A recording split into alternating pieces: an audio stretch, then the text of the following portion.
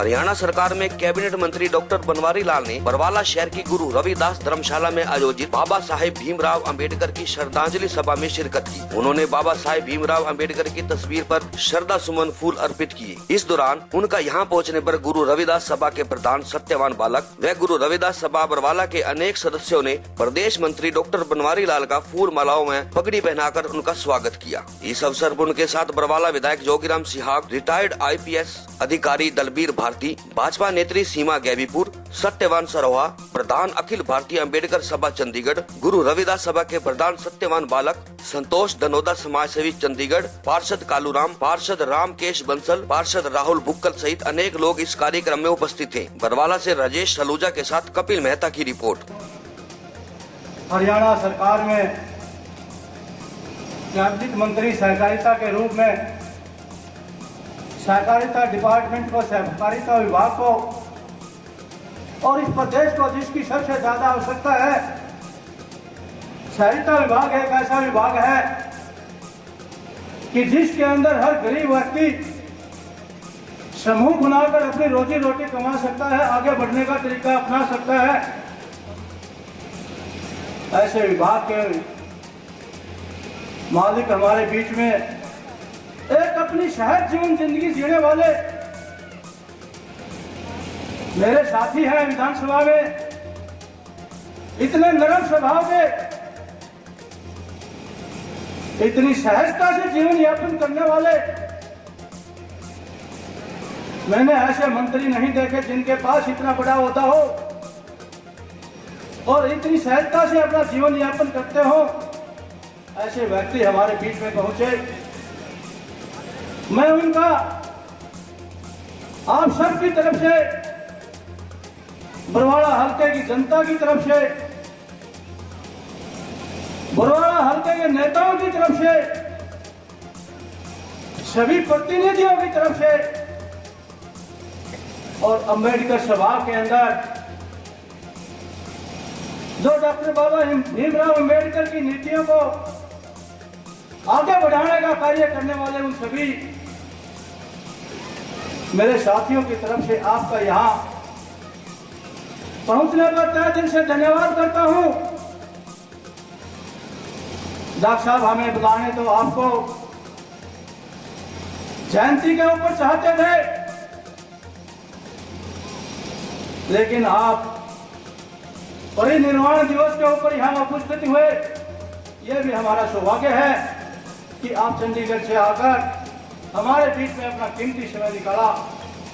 ऐसे ही हमारे बीच में जो आप सभी भली भांति जानते हैं, इस प्रदेश के कोने कोने में कौन नहीं जानता, डॉक्टर दलबीर भारती का नाम, जिन्होंने भी हमारे बीच में समय निकालकर हमारे बीच में पहुंचे, उनका भी स्वागत करते हैं, उनका भी धन्यवाद करते हैं। और हमारे पड़ोस से ही जो पिछले दिनों चुनाव लड़ा भारतीय जनता पार्टी के चुनाव चिन्ह पर, बहन संतोष धनोदा जी, और हमारे बीच में आपका तो आधा हल्का ही हमारा पड़ता है, भाई सत्यवान का भी हल्का वही है। ऐसी हमारी संघर्षशील बहन जो हमेशा आपके बीच में दुख सुख में शामिल रहती है, बहन सीमा गैबीपुर जी, और हमारे बीच में बरवाला हल्के से विभिन्न गांव से आए हुए सरपंच साहिबान, नगर पालिका के पार्षद भाई रामकेश जी, सुशील जी, जगदीश जी, संजीव जी, मोनू जी, जो हमारे बीच में जो आज हमारे शोभा बढ़ाने के लिए इस अम्बेडकर भवन के अंदर सहयोग करने के लिए उपस्थित हुए। और बहुत ही धन्यवाद करना चाहूंगा मैं अंबेडकर सभा के प्रधान और रविदास सभा के अध्यक्ष भाई सत्यवान जी बालक। आज बरवाला में भारत के संविधान रचयिता बाबा साहेब डॉक्टर भीमराव अंबेडकर जी की गरीब निवारण दिवस पर आज मंच पर मेरे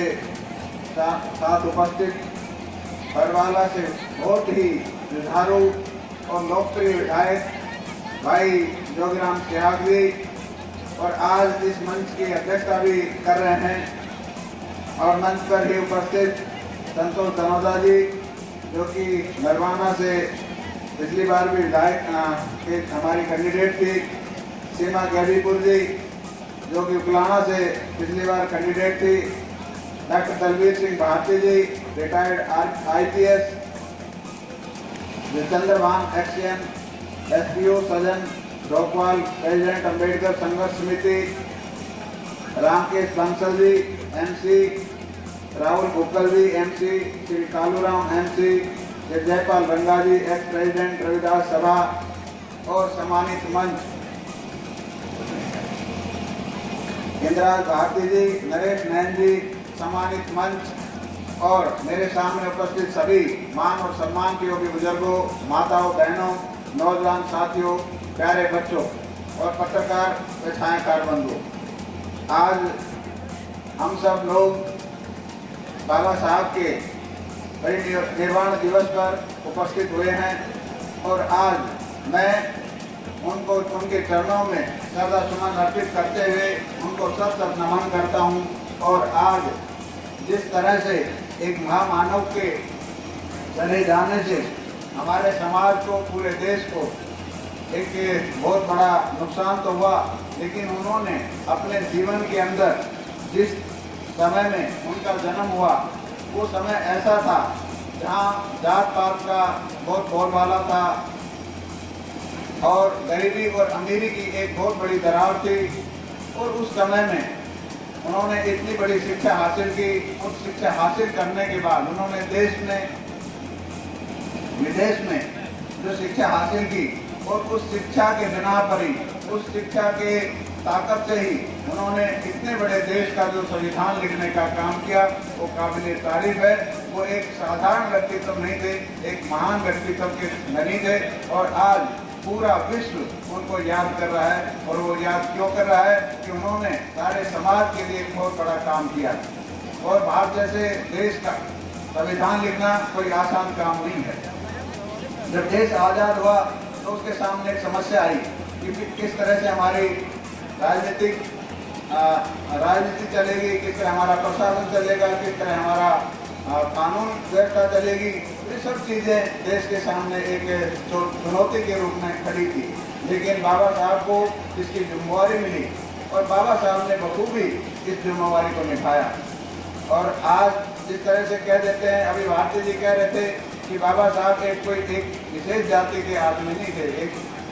विशेष समाज के व्यक्तित्व नहीं थे। वो पूरे विश्व के, पूरी दुनिया को उन्होंने दिखाया, एक असाधारण व्यक्तित्व के धनी थे और उन्होंने जो काम किया उन सब को कामों को देखते हुए हम सभी जाति के, धर्म के लोगों को उनका मान सम्मान करना चाहिए, क्योंकि बाबा साहब एक ही जाति के नहीं और महापुरुष तो एक जाति के होते ही नहीं। महापुरुषों पे सबका अधिकार होता है और सभी जाति को, सभी धर्म के लोग होते हैं वो। तो हम सब लोगों को बाबा साहब के जो संदेश, जो बाबा साहब ने जो उपदेश दिए थे कि शिक्षित बनो, संगठित रहो, संघर्ष करो, ये तो 3 नारे, ये जो 3 उन्होंने उपदेश दिए थे, ये किसी जाति के लिए या किसी एक के समाज के लिए नहीं थे, ये सभी समाजों के लिए है कि हर आदमी, देखो विकास की पहली सीढ़ी है शिक्षा। कोई भी व्यक्ति हो, चाहे कोई समाज हो, चाहे देश हो या प्रदेश हो, जब तक शिक्षा नहीं होगी कोई विकास नहीं कर सकता। तो सबसे पहला काम है हमें अपने बच्चों को अच्छी शिक्षा देनी चाहिए, अच्छी नैतिक शिक्षा देनी चाहिए ताकि हमारा अच्छा समाज बन सके। और शिक्षा एक ऐसी चीज़ है जिसका कोई बंटवारा नहीं कर सकता।